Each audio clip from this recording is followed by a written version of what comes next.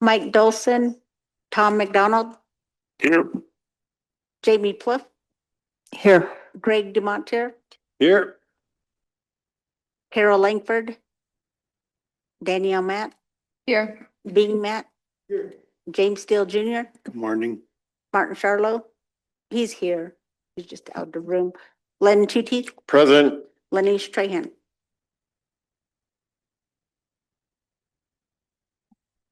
Len, could you lead us in a prayer this morning?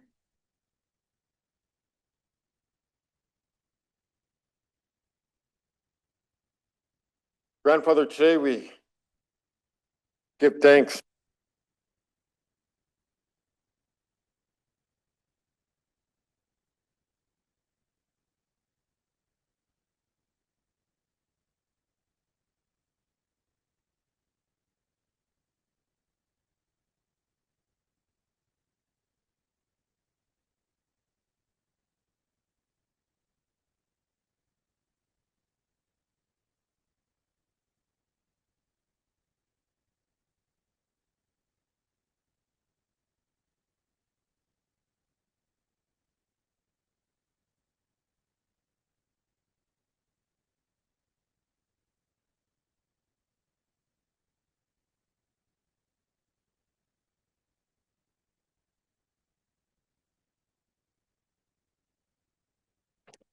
We have some minutes from April 28th.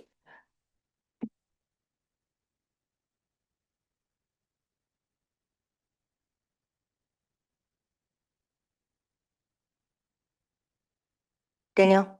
I have correction on page 7 and page 8. It just seems to not be in there. It was I went page 7, where we do actually have the bid from Top Gun that came in with Leonard Michelle's request. It was in the week prior. He provided that to us.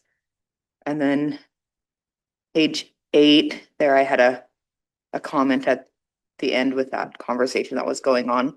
I'll just email that to Abby. Did you get those, Abby? Yes, thanks.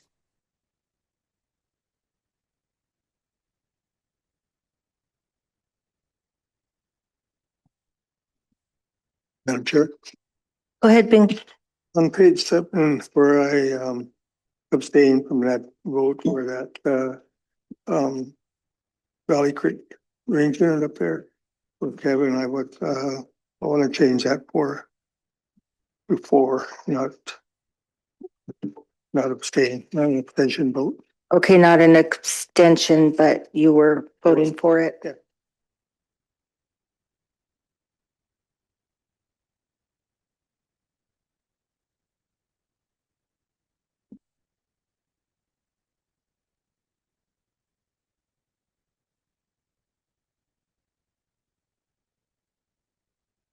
Good morning, Carol.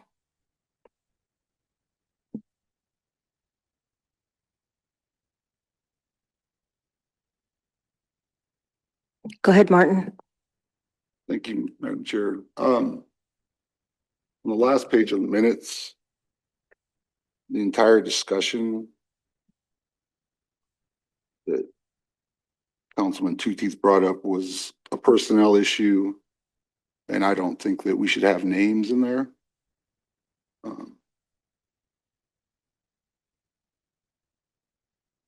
And also, I think it's, really dangerous, and in the past, it's cost the tribe a lot of money when we make motions that aren't researched and aren't vetted, and we don't have all the people here to give us all the information.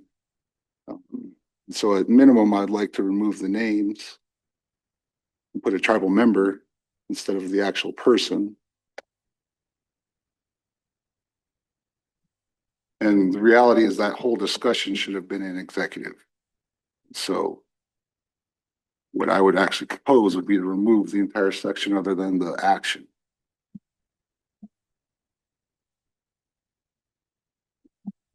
I would agree with removing the name, but I want to leave the content of that discussion in the minutes.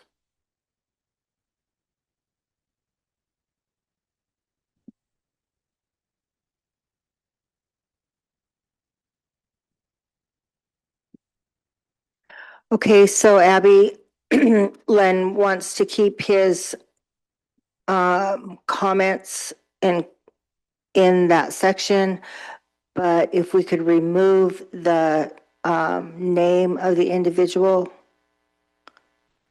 and just put to allow a tribal member to participate in the interview. Madam Chair, or Vice Chair. Go ahead, Martin. I'll be, and I made a statement that day as well, and I'll be sending something to Abby, clarify. Okay, And Martin if- will be clarifying his comment. And I'll reiterate that, the chairman at the time should have put a 5-day rule on that. And, we're making a department look bad. We're not following policy that exists, and that is dangerous for this body to do. And that, I would actually want to be that part of the record as well. Thank you. I just want to comment on that, Madam Chair. It's just appalling that we have a councilman trying to talk to us about policy, when in fact this council bends the policy for him to live outside of his district. And I Okay, know maybe we should go into executive. Could we be off the record?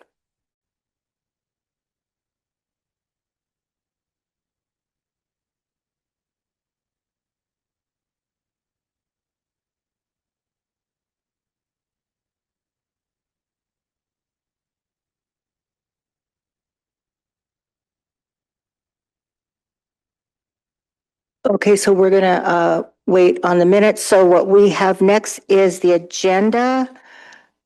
Jen, do we have additions to the agenda today?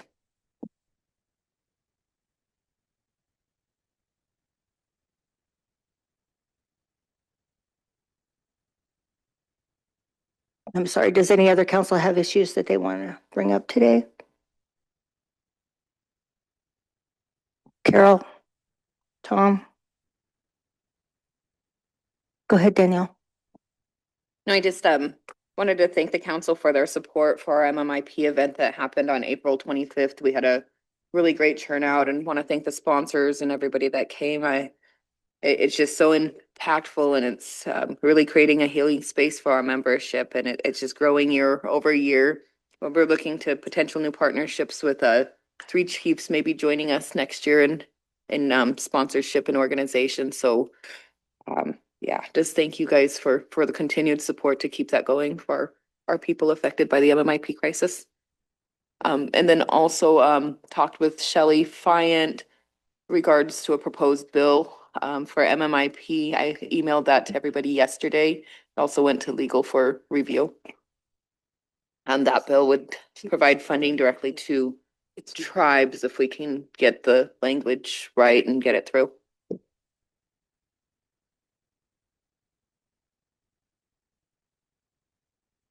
Thank you, Danielle. Carol? Went to after I left here, Danielle, I went to a detention. I didn't even know I had a detention meeting up at Lake County. And they want to bring together myself, James Lapotka, Jordan Thompson, Dan Decker, maybe Melissa and Bill Barron to discuss further ancillary services with the detention center at Lake County and Tribe to see if that's even a possibility of what we want to move forward on. And if the tribes say no, then that's off the table and we can move on to just the Lake County services. And so I want to set up a meeting, if I could get a letter out to all 6 of those individuals, just bringing them together to discuss that. And then after that discussion, we'll bring any further things to the council to allow the council to make a decision on it. Sorry, this is awful. And so if that's okay, if I could get Jennifer to put a letter out. I was gonna have James Lapotka do it, but I don't boss him around too much. So, I did leave him a message, so hopefully it's not a dual letter. Go ahead, Jen. Oh, okay. Okay. And then, I know there was one other meeting I attended, but I can't remember what it was. So, oh, the co-op, the land co-op in Ronan, Mission West. I'm on that and we're working through just the initial stages of getting that up and running and, 501c3. So anyway, I got two teeth pulled, the front one and a back one, and it's awful. And now I'm whistling. So Jen. I tough to asked, get old. I asked Mark to come down because he needed to do some corrections on the minutes. So he's going to be down in a second, if that's okay. Okay, go ahead, Tom. Yeah, thank you, Mr. Chair. I was just reminded when I was reviewing the schedule today for the agenda and the org chart for NRD, that I know there's a field trip for Doer to go out and look at stuff, but I really want to make sure they come in and let's start working on that long-term plan. But let's see what their expectations are. Let's have some timelines and because these remind me of the number of staff that they've built up with Doer.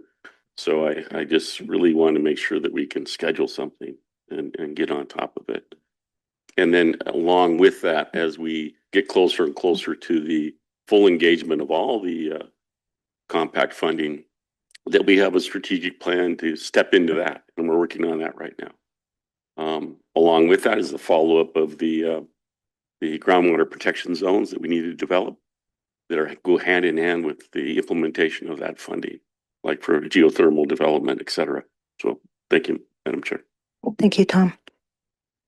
And I just wanted to let everybody know with what Danielle said, for the opening of the 400 horses next week, I did ask Danielle if she would, take a minute to acknowledge MMIP Day. May 5th is, she's told us before, is Missing and Murdered Indigenous Persons Day.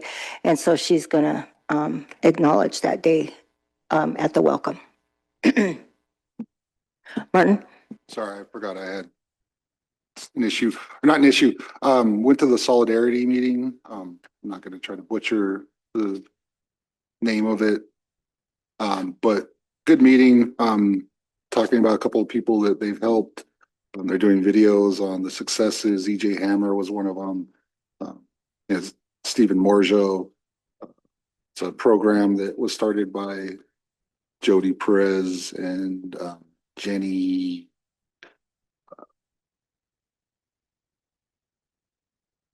Mish. Yeah, and so a lot of good turnout there with community members, people that were involved, a lot of volunteers out of Missoula. They've helped 6 families. They give $15,000 of down payment assistance.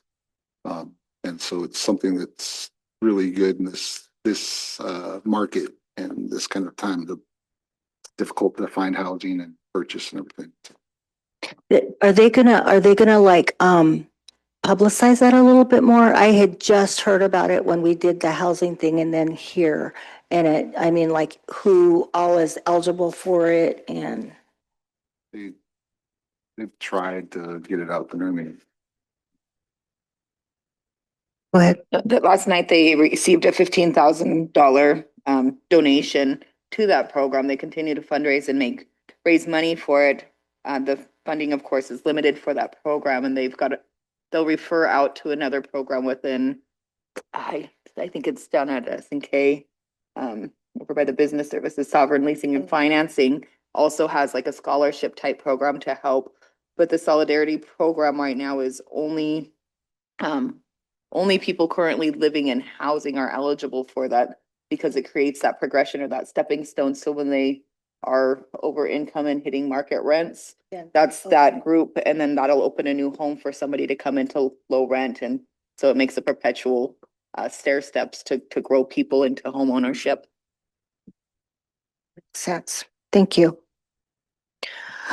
Okay, so we're on the agenda. Oh, we need a motion to approve today's agenda. Motion by Len, seconded by Danielle. All in favor? Carol? To approve today's agenda. Unanimous. Martin out of the room.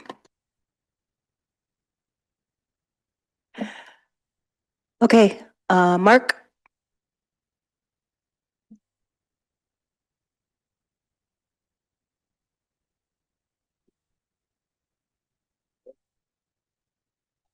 Good morning, Madam Vice Chair and Council. Wanted to come in this morning real quick after a discussion with Greg and Tony and the Elmo Powwow Committee. We were in yesterday to have the contracting approved for Top Gun Construction to do work out at the Elmo Powwow grounds for the retaining wall. That was all we had scheduled for them at that time. What ended up happening and in our meeting today that their chairman for their powwow committee, Leonard Michelle, has some other work that he would like to have them contracted for. Tyler's working with them right now, but we would like to have the wording changed per Greg and Tony to have the contract for this year to cover all Elmo powwow ground work this year for Top Gun Construction. We will be providing a full breakdown of the contract with you guys as soon as it's given to us after the specs are drawn up and we get the last quote. Danielle, did Greg need to be here, Jen?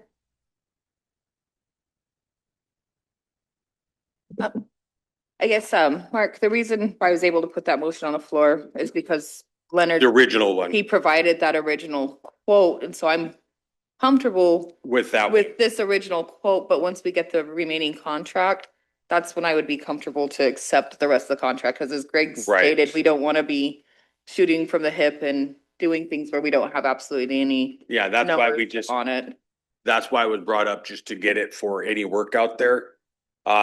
This one right now is just strictly for the retaining wall. He did have sidewalk work that he added on to it today and another extended parking area. And we need quotes on it because it may not be able to get done this year under their budget. So that would have to be looking at a secondary next year's contract, but we would like to go ahead since he was the only bidder on it. He did provide another quote for the sidewalks, but we would like to have at least try to get 2 more quotes for sidewalks.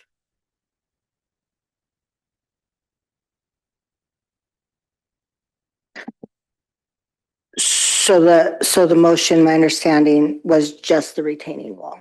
Was just for the retaining wall. Because that's what Leonard provided last week. Go ahead, Danielle. Madam Chair, I would ask that we just leave it as is. I appreciate that recommendation, but I don't feel comfortable adjusting that motion. I think we'd need a new motion to accept additional We can work bring because it it'd be in two, at a later two date. separate things, so. We'll bring in a different contract potentially or mod after we get the other. All right. Go ahead, Len. And I might not have caught it, but what was the total amount that they're proposing for all the projects?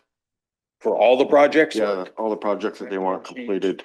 That can change just with the cost of cement, cost of fuel, any of that stuff. So it's right now, just the estimated improvements for out there this year is 151,000. 151,000. And we don't have enough to cover it under that annual budget. So we have it prioritized for stuff that they want to get done and try to get done this year. And then move to the following year, the other stuff, and we work our way through it in a couple of years to get through their entire list. Okay. Go ahead, Carol. Yeah, what about Arlie? And so I don't think these things should be able to waltz in. There's a process for all of this. And I think we need to go through it rather than have this happen. Because what I heard Martin say before, that's why they get everything done, because they just come in and then we approve it. Well, I am still want Arlie to get done. I'm sorry, I have a brace in my mouth. I sound like I'm drunk, but I'm not. Yeah, our Lee, we are working with them also on all their group stuff that they're doing. We're moving forward with all the work that they have planned for this year. So yeah, that's where we're at on it right now. Greg? Mark's absolutely right. We set the stage with both committees that they will matriculate requests to come to council up through the committee so that you can have a deliberative conversation in a specific time rather than the walk-in. We've set that expectation with the Arlie group as well as the Standing Arrow group this morning, and I'll be distributing the notes from our meeting this morning. They came in with a list of priorities, and we haven't had this conversation, but they seem within reach between now and their date, and we'll accelerate the things on urgency on our end in order to get them over the finish line. Okay, thank you. So, if you could come back in with, something new With for the that. price breakdown. Yep, Yep. okay, Alrighty, because we need to get Greg, out there with them today. Yeah, if this is going to include a request for a sole source contract, I want to make sure that we're not going outside of our procurement policy. So, Mr. Spar, if you could, at the time when this comes back,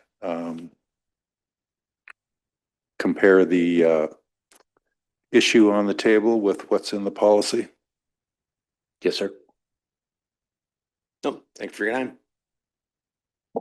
thank you, Mark. Thanks, Greg.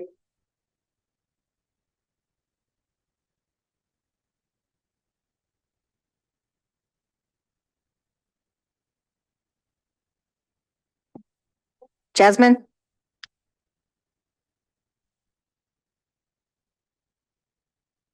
We like early.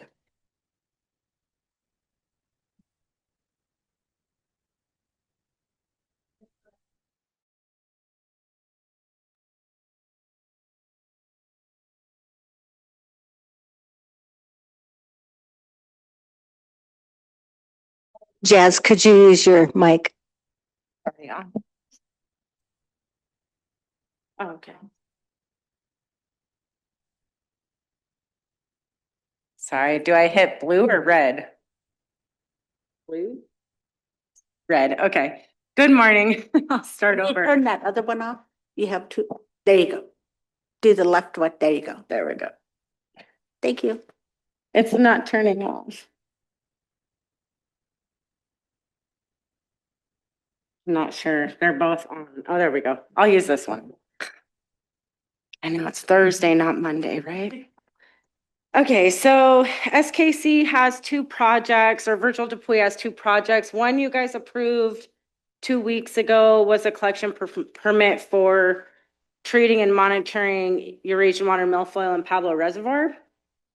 And today's project is for them to hire and tree and monitor for flowering rush in Flathead Lake. They do hire a company called Lakeland Restoration out of Idaho. I've inspected them every year that they come. They have all the licenses through the tribes and through the state. So they're a pretty good company. It's two brothers. And today we can't approve the project without the chairman's signature as the landowner. So this is a shoreline permit they're requesting. They request this every year. Council has approved this in the past, but I wanted to bring your attention to page 13.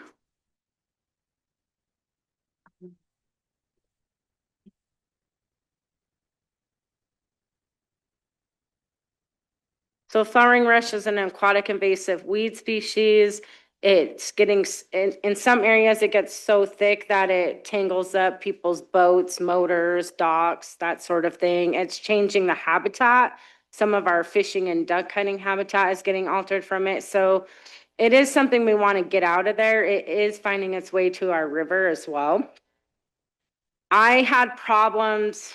I encourage people to sign up to get treated by this program as opposed to treating it themselves, because I don't know what private landowners are trying to throw in the lake to manage their docks and stuff. So instead of them using stuff from Walmart or Ace Hardware, I just have them sign up and get it treated by a licensed person through this project.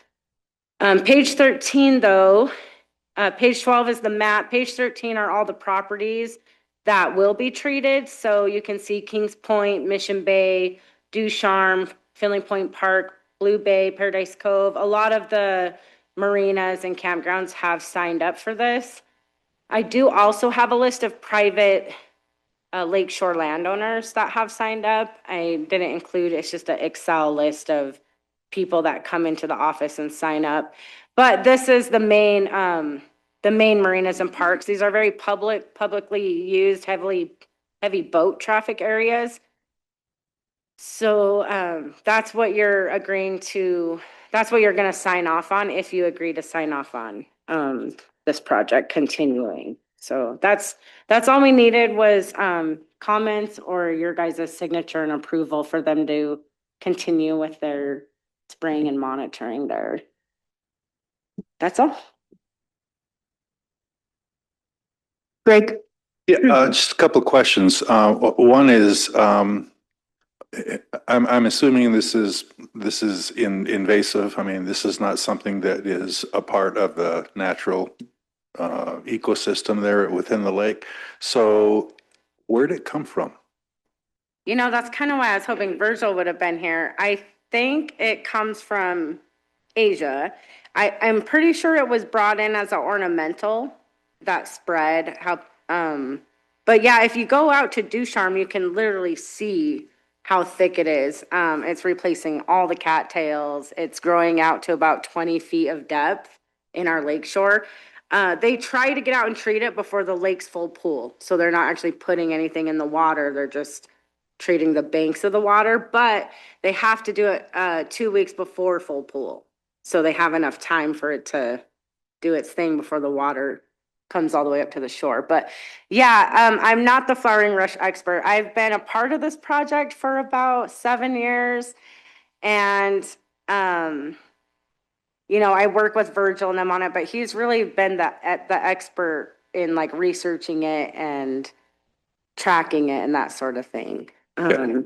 I just want to make sure that if there is something that needs to be done to close the door that this stuff came in through, then we need to understand that and we need to engage in that discussion. So I'm all for treating it, but I want to know how to stop it from occurring. I mean, there's probably a billion species out there of different plants and insects and whatever that could come in. So invasive is invasive, and I want to make sure that we have what we need to have in place in order to protect our resources from all kinds of invasions. I agree. So the plants that come into Costco and Walmart and those, they're supposed to be sterile, meaning they're not supposed to be able to reproduce. And clearly some are because they're escaping landscapes and entering our natural ecosystems. I'm not sure how to battle that battle, but you know, I do think that is an area we need to look into, or I could maybe look into more. Yeah. Are you here? Oh, hi, come up. Maybe you can better answer council's question. Tom, go ahead. Thank you.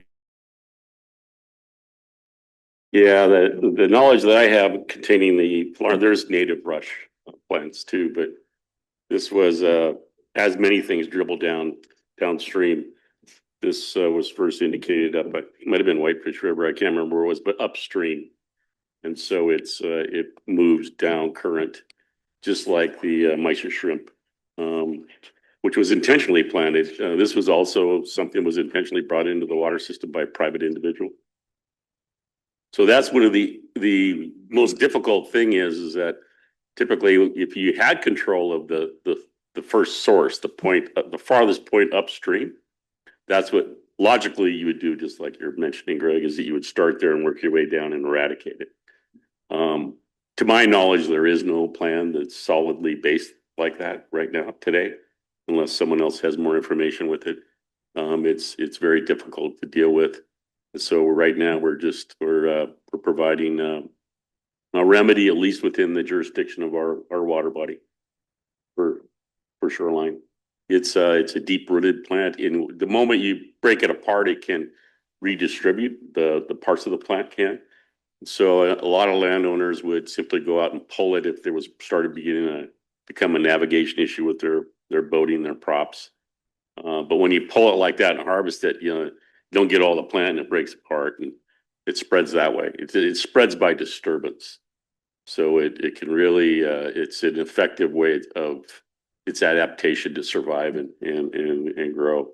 But it's deep rooted. It can go down to like 40 feet. It's, yeah. There's many other aquatic native plants that can be an issue for propellers also, especially in East Bay, Ducharme Bay, before flowering rush was ever found in Montana. But this one in particular is very it's just deep. It goes out farther. It really can take over a shallow bay and plug it with that material. And I'm glad you brought that up, Tom. So it is in the upper half of our lake that we don't manage, which is always a problem with managing Flathead Lake. So we are trying to do our best to manage our portion of the lake. And I don't know, are they doing anything on the upper part of the lake? Could I have, Greg's gonna comment really quick and then. Yeah, I just wanted to, I look at it as, this is something that we need to do to take care of this intrusion, if you will, or this damage to our resources. So if our resources are going to be damaged, then we need to do at least one of two things. One is either figure out a way to stop that, right, rather than just clean it up, to try to stop it. And the second thing is, if we have damage to our resources, then there's probably going to be a responsible party. And that responsible party is, if we don't go after them, who is, right? If we don't take some kind of a stand like we are almost a species at a time, right? So to me, it's a broader issue, not necessarily for the Natural Resources Department, but for the council and perhaps legal.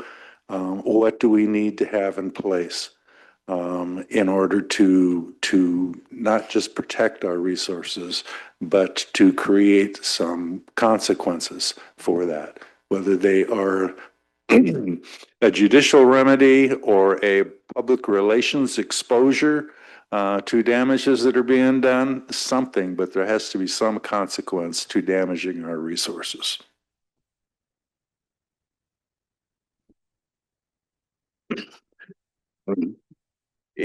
Ian Isaiah McCry, in case any of y'all don't remember me. Thank you. Thank you for having me today. The question Jasmine posed as far as what some of what the state or maybe the Kalispell weed districts are doing up north is nothing at this point. We have had conversations, we've had meetings with them, we've showed them the problem, and they've gone back and said that they were going to bring that to their officials and start looking at measures. But we're kind of in the early stages of that conversation for sure. But it is most definitely they might, like Dayton Bay alone and going up the coast on that side is just infested with it, and none of that is managed. So yeah, until the northern part of the lake is being managed, there's a lot in the river. Until that part of the lake is being managed, it's really about putting a Band-Aid on some of the things that are already happening, which is very, very frustrating as a manager for sure. Martin? Madam Chair, and Greg, if you want information, I'm part of the Montana Invasive Species Council and then the Western Montana Conservation Commission. And both of those kind of overlap on invasive species. Western Montana Conservation Commission used to be the Flathead Basin Commission, and it merged with another state entity.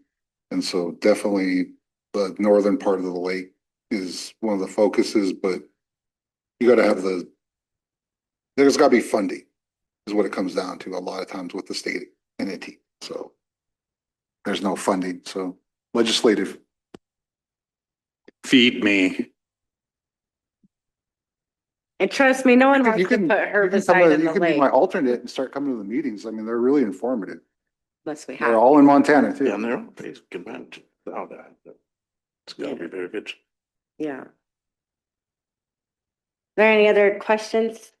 This is weird setup, isn't it? I mean, I'm too short to see, so it's okay, but. Yeah. Okay. Go ahead, Greg. Okay, so are we approving the data collection permit or the shoreline? You said something about the shoreline. I apologize. I thought this was a data collection permit when it got assigned to me, but, so currently what Rich is doing when we get data collection permits is he's assigning an appropriate staff member to oversee them to make sure everything in that permit's kind of carried out.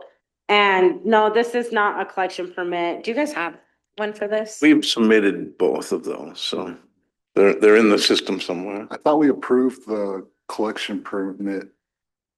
Already. Yeah, Well, that was on, May have. that was on something else. Yeah. Yeah, we're doing both the reservoirs. So the reservoirs are Eurasian milfoil, which also has flowering rush in it as well, but this is for the flowering rush specifically on the lake. So this is for the shoreline permit. So do we want the collection permit approved or? I don't have a copy of it, is what I'm Yes. saying. Yeah, I didn't bring, I can sure send one along if we need to do that. But yeah, I think we still definitely, even though we're not doing treatments this year, we've stopped the treatments because the water was so high and it's not feasible to do treatments. But I think it's still necessary that we do monitor and collect some data over the spring, summer and fall. Okay, motion by Greg for the data collection permit and to sign off on the shoreline permit. Yeah. We have a motion on the floor. Seconded by Martin. All in favor? Unanimous. Thank you. Thank you, everyone. Thank you.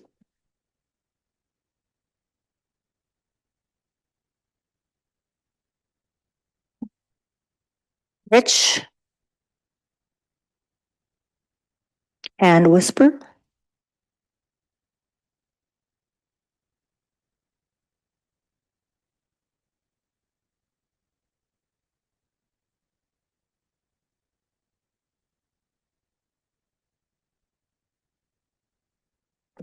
Good morning, Madam Chair and members of the council. We're here today to ask for approval of an updated organizational chart for the Natural Resources Department. Let me see if I can move my mouse. There we go. There we go. The first one, and everything in yellow is new additions or a change in the title.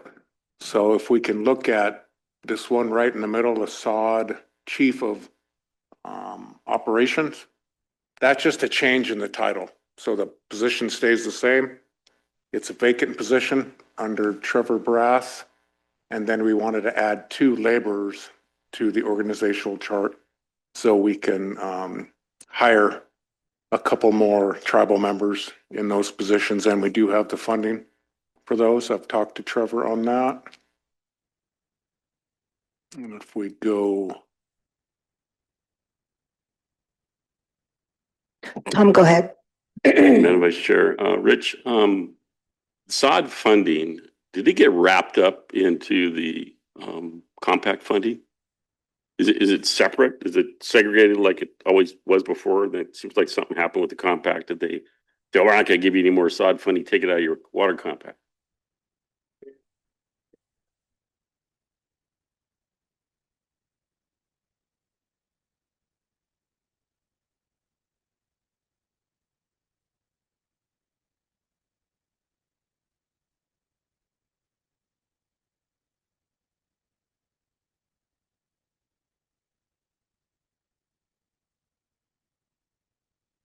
So the funding for these, the elevated salary for the sod, whatever, I can't read it, chief of operations, and the two labor positions may come out of Doer or may not. Safety of dams, but we don't know if the safety of dams funding is coming out of the water compact. I call it Doer, but you don't know.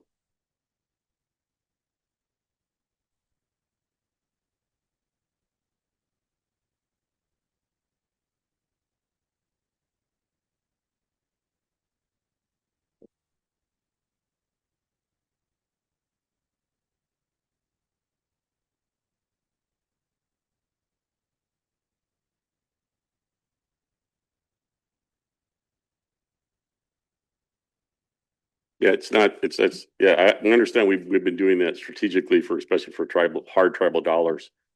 But I guess my issue here is that SOD has always been a federally funded program. And they were like a swift move or trying to attempt to take that out of the water compact. Well, it was never intended to be, at least in my opinion. So I just want clarity on that is what I'd like to, it's just a question. It's not that I object to the positions or what you're doing there. It's just that I wanted to know where the funding was coming from. And I understand that it could be any one of these programs, even another federal program, it can do a little bit of work for a Doer project and charge that account. I understand that. It's just simply what is SOD funding is a regular BIA funded account.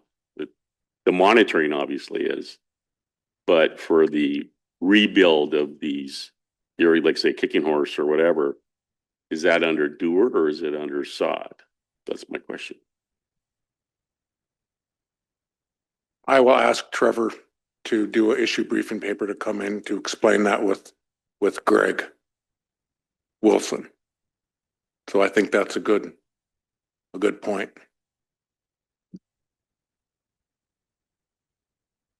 I keep turning that off, sorry.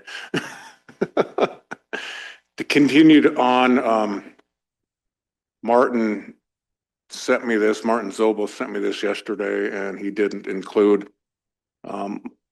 unfortunately, under where you can kind of see Mickey Fisher, GIS specialist, right directly below him, at least in the box, next to the GIS trainee position, we want to add a GIS technician. And it's not shaded in yellow. It should be, but it's not. So that would be a new position. There is no funding currently for that, but we are expecting to look for other funding sources in the future. So when we get it, we'll be able to hire a technician to hopefully eventually train that person to become an analyst. And we are looking for tribal members to fill those positions. Tom, Yeah, Rich, for that particular issue, have you contacted DHRD and looked at 477 funding for that? We've looked into that. Okay. And we have one staff member that's in that funding source that is working for us right now, under Mary Rose Morjo's program. We're having some minor issues with that, but we're working hard to do that. And even, we've had some successes looking into that program and then finding that tribal member and then just hiring them directly under the department. So we didn't have to use that funding. Then the last one under Bison Range, I'm going to let Whisper kind of talk about that. Right there. I apologize, that's also not highlighted. It is on the map or the map that we have. This would be under Emily Rohrlach. And what our intent is to, at this time, not hire the Bison Range park aides that are directly below that and use the funding that we have to combine into one seasonal person, actually it looks like a full-time position, to assist with the outreach and education. We have a lot of school groups and other groups that are coming out to the Bison Range, and we would like to utilize the funding that we've been allocating for the park aides to hire one person to be there all the time, to be able to, help out with that. And I don't have my glasses on. I think it's a coordinator position. So that's not, it'll be people that either, are working maybe toward a bachelor's degree or don't have one, so that, we can try to get some help out there. So we're just looking for, Carol? Curious, is there only 5 people at the bison range? That's it? No, we have quite a few, I guess seasonal. And again, I don't have my glasses on. So year round, we have the Bison Range Program Manager. We have Emily, who's the INE specialist. We have Antoine Paul, who's our security and IT guy.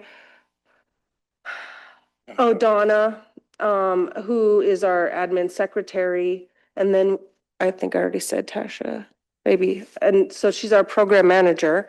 And then we have weekend people. We have Cody Neal and Rachel Bordeaux, who Cody drives the drive and Rachel mans the gift shop in the winter when we don't have very many. So right now we're hiring all our seasonal staff. Oh, They're just temporary. They'll That's just what I be on wanted. for the summer, yes. The other question, how many non-members are in this the whole thing? And how many employees are in this department? good question, Carol. Thank you for asking that. 258 Okay, total employees in your natural resources department. Non-members, I would have to go through it concretely, but you're Okay. looking at and just observing from the outside, you look like you're managing it very well. But I am looking forward to this field trip because I've put everything else aside. Nope, the 27th is taken, and so I'm really looking forward to that field trip.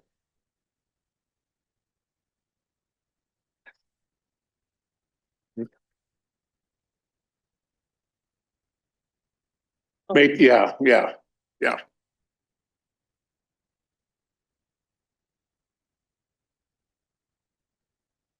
So if I was to hazard a guess on how many non-members are on the division, or excuse me, the department, with the increases that we've seen over the last 3 to 4 years, specifically in the NRD Division of Engineering and Water Resources Division, I would say maybe 20%.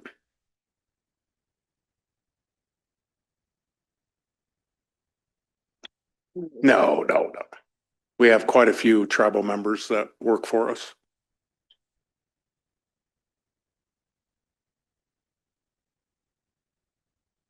Motion to approve.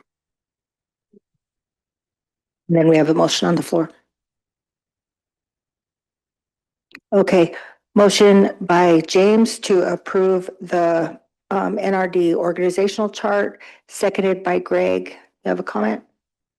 Yeah, I'm just curious as to what the effect of this is in terms of council policy, right?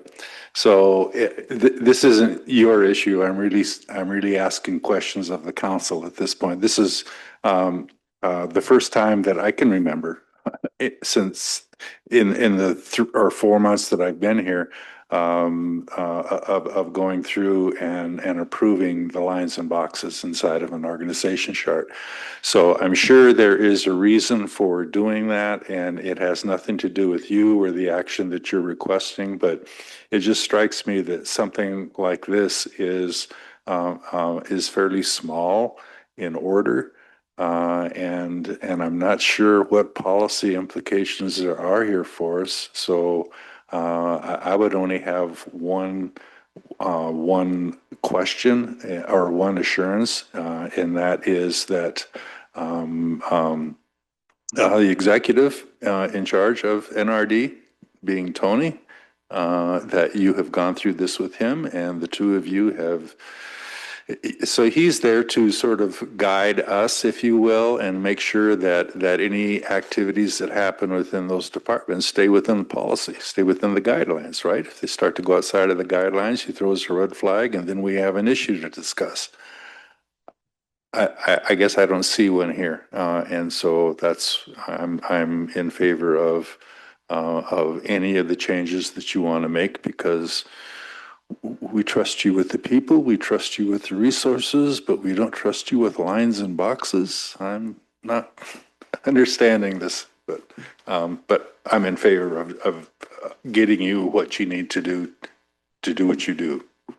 Carol?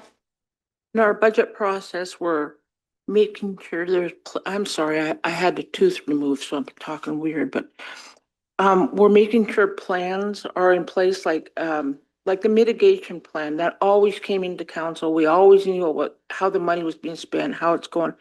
So I'm just curious, what part of your organization doesn't have a 1 year, 5 year plan, so we know exactly what's going on? Did that make sense? I mean. Well, yes, yes, Councilwoman Langford, every program that we have has a annual work plan. Okay. Some budgets don't if they're just smaller budgets and they're just maybe pass-through fundings. Those may not, but every one of our programs, and we submit a lot, at least probably 50 work plans. And I'm sorry, it's Yeah. probably because we don't see it in here, but you No. turn it in. So Yes, I yes, ma'am. apologize. Yes, we do. I've heard one of the better ones. I've heard we might be one of the more compliant with work plan submissions. Okay, we have a motion and second on the floor to approve this org chart. All in favor?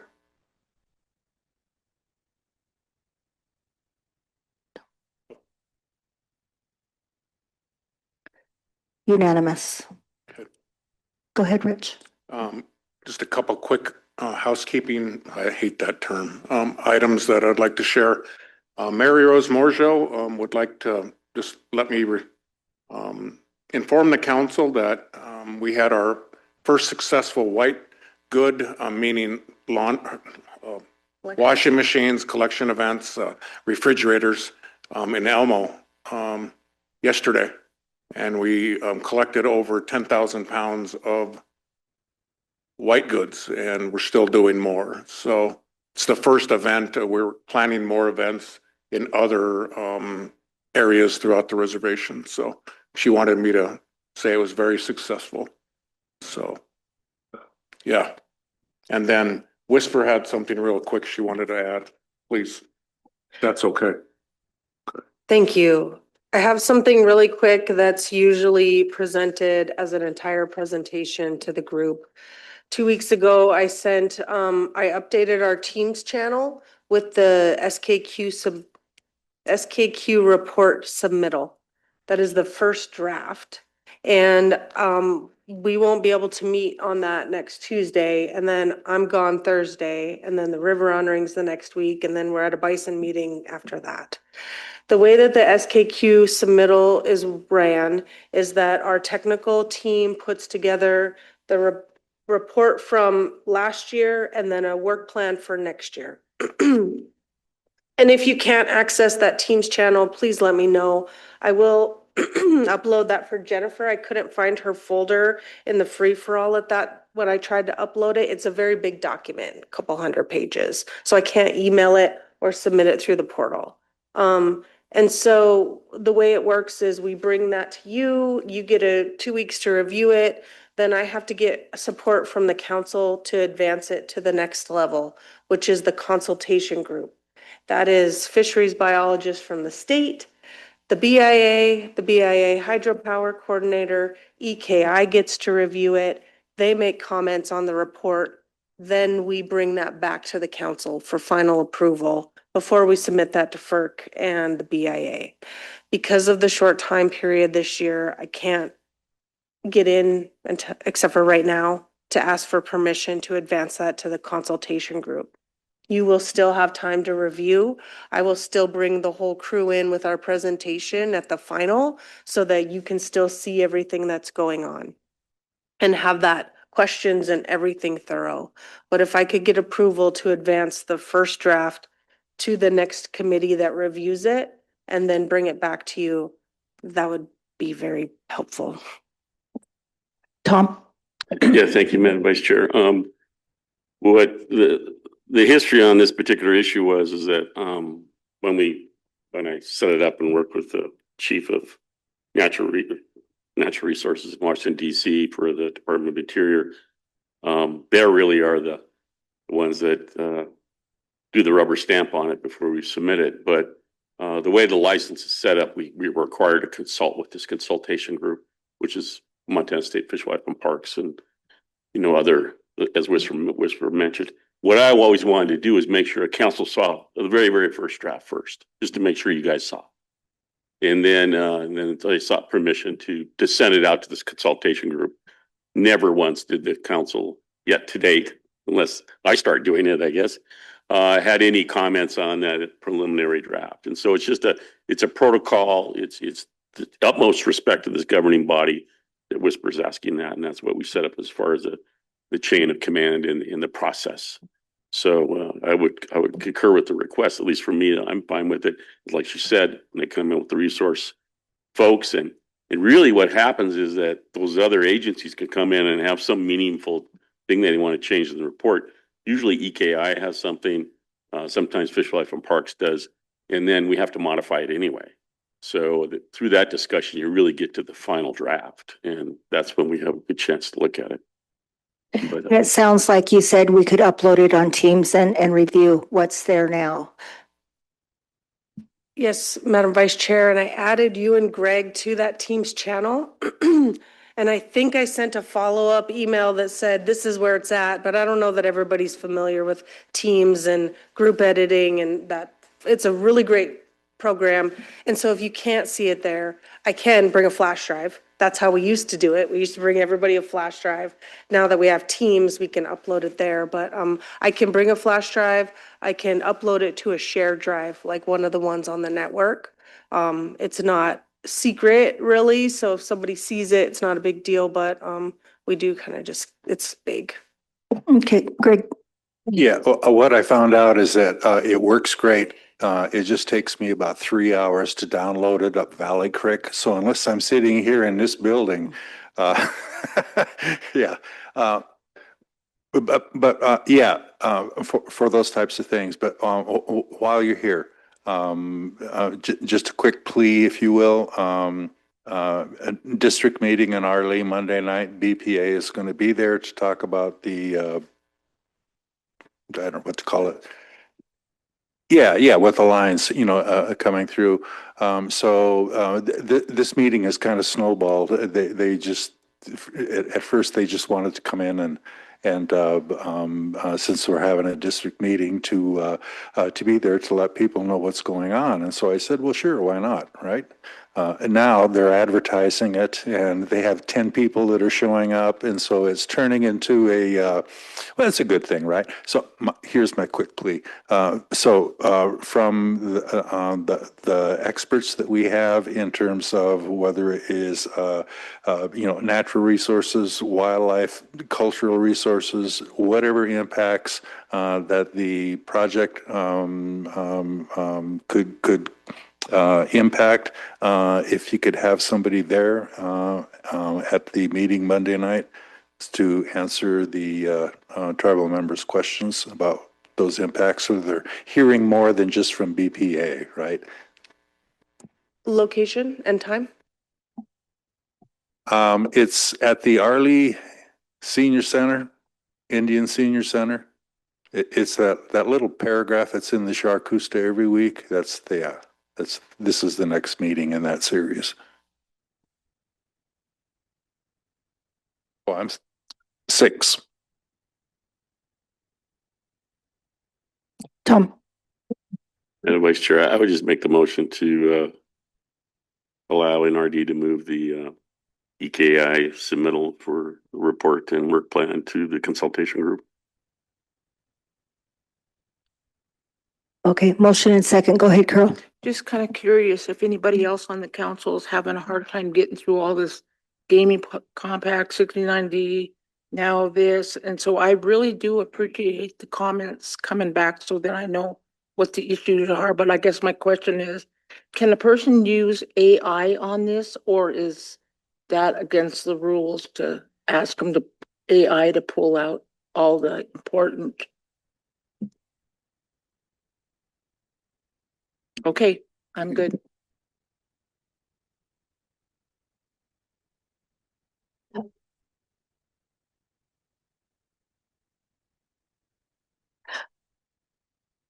Go ahead, Whisper. Even if it's in, I have extra copies, so if an accident, something were to be edited in that Teams channel, if you were converting, I would still have a master copy that I could correct it. So if that were used, that's totally fine and up to you. And I usually try to bring a presentation so that you're up to date on what's happening there. And I will maybe highlight two things. One, and this came from the consultation group after the last couple years, we now have a formal way of communicating with EKI on some of the violations of the license in operations. That was something that was kind of a challenge for a while. And I think 2 years ago, we created a formal communication chain that was accepted and was a concern of BIA hydropower manager. And then the other one was grazing lease violations. So when cows come onto mitigation property and we got to contact lands and they got to contact the lessees, we also formalized a process for that communication, and they're doing that more frequently as well. So those are a couple things that came out of the consultation group the last couple of years just to streamline communication. Okay, and the reason why I bring that up, because legal talked about doing an ordinance on using that outside AI network, so. Okay, we have a motion and second on the floor. All in favor? Unanimous. Thank you, Whisper. Thanks, Rich.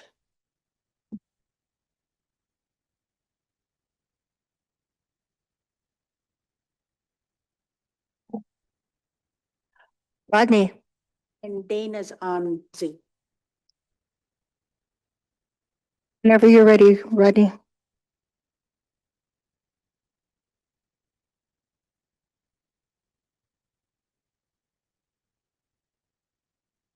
Can you turn your mic on?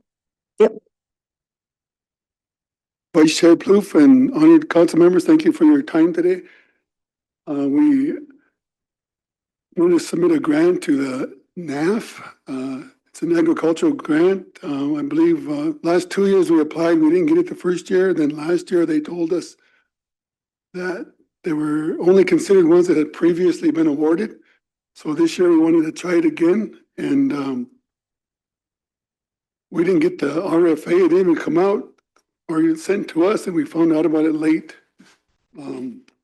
Actually last week, but our grant is totally written and complete. We just added a couple things, a partner, and it's pretty solid.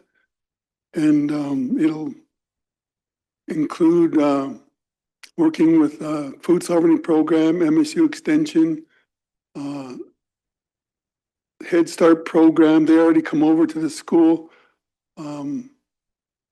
At least 200 community members in each community. We wrote it, so we'll do education outreach to the other schools. And so includes a grow wall to grow our own. We have a salad bar at school, and it'll help the students grow, and they'll pick right off it, and it will produce at least 50 pounds of vegetables a month. And if it goes well, the second year we'll get a bigger one and maybe start some entrepreneur selling fresh whole foods, which would be awesome. Go ahead, Martin. Thank you, Mr. Chair, Madam Chair, sorry, Rodney. You've already worked through contracts and grants. This has been through them already? Yeah, this is the third year, and so we just send it over, and I talked to Kelly yesterday, and she said it was all good to come here today. Make a motion to approve the grant submittal. Did you second? Oh, motion by Martin, seconded by Greg to approve the resolution to apply for the Native American Agricultural Fund grant. Go ahead, Greg. Yeah, This is like a dream come true for me. I mean, to see this type of a project coming through Two Eagle. I've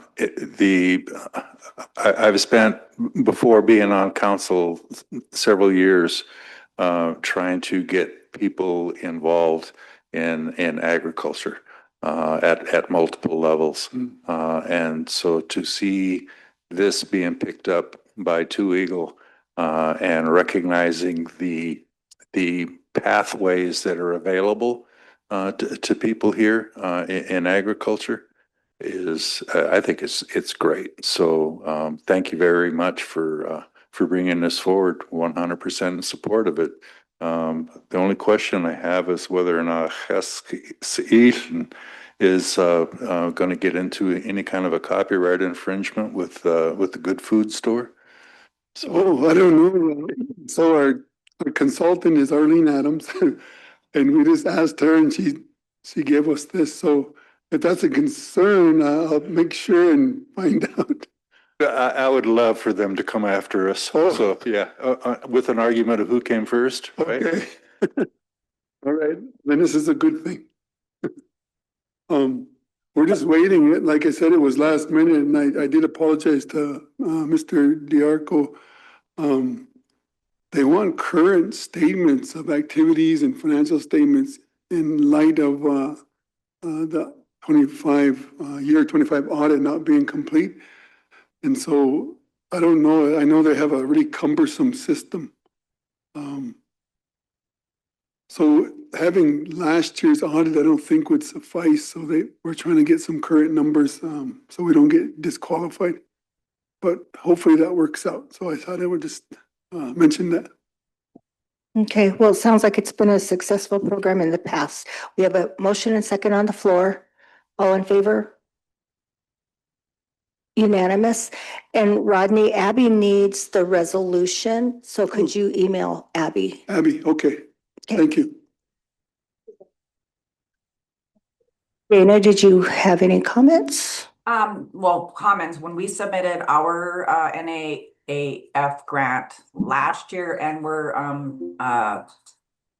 awarded, we also had the same delay in the audit. So they did accept, like, you want the 2025 audit. I think we submitted the 2024. They understood the lag in having them prepared. So the most recent one they accepted.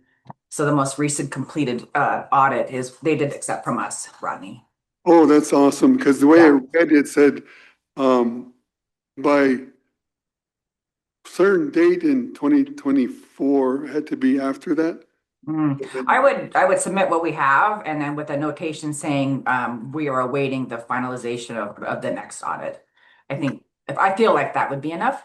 So I am here to offer, and I've been instructed that they need, when we do these letters of support from programs, we need to come to council to get their support and authority to do that. So I have a letter of support and a resolution to support this grant application for Two Eagle River School. And I'm really excited, like Greg, to see this moving forward because we do need to capture our young people and start thinking about our food systems in a different way than we have, and quit getting food off. And you said you have a letter and a resolution? Yes.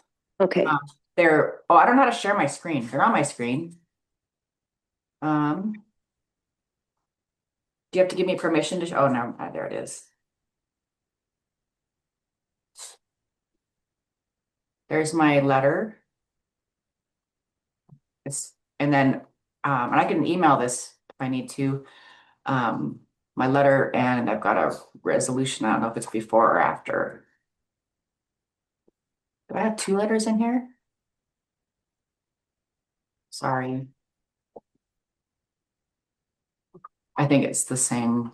Okay, yeah, we do have it in our packet, Dana. Okay, yeah. I was just asked to share my screen, so that's what I did. Okay, so we need action for to approve the letter and resolution. Motion by Danielle. Unanimous. Thank you, Dana. Thank you.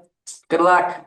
Thank you. Tom, Thank go you, ahead. everybody. Tom Yeah, has a comment. Thank you, Madam Vice Chair. I know that at AT&I, these the funders, the Native American Agricultural Fund, folks were there, and back then we hadn't made any submittals to them, and it's money that sunsets. They have 20 years to get this money out based from a lawsuit. And so I was just troubled that we hadn't. I looked at all the tribes and all the list of people that have been applying, all the tribal organizations, and was frustrated that we hadn't. And so I just, came back from that and hit Jordan up with it. And I'm glad. I think the first he threw something together one year, but last year was a good proposal, got funded. Hopefully this gets funded, but I want to make sure we put in every year that we continually hit this fund until it's exhausted, because they were actually crying for us to submit something. Yeah, because they were trying to get it out across equally as much as they could across Indian country. So that's what's important about it. So I think that we want to maximize it until it sunsets and be creative and just continue to do it. So I want to thank everybody who put in for it. And if you don't get it, do it again next year, because it's got years yet to go. So don't be discouraged if you don't get awarded. Thank you. Thank you, Tom. Thanks, Rodney. Thanks, Dana. Okay, we are 7 minutes ahead of schedule, so let's take a break before Carrie comes and talks her ear off.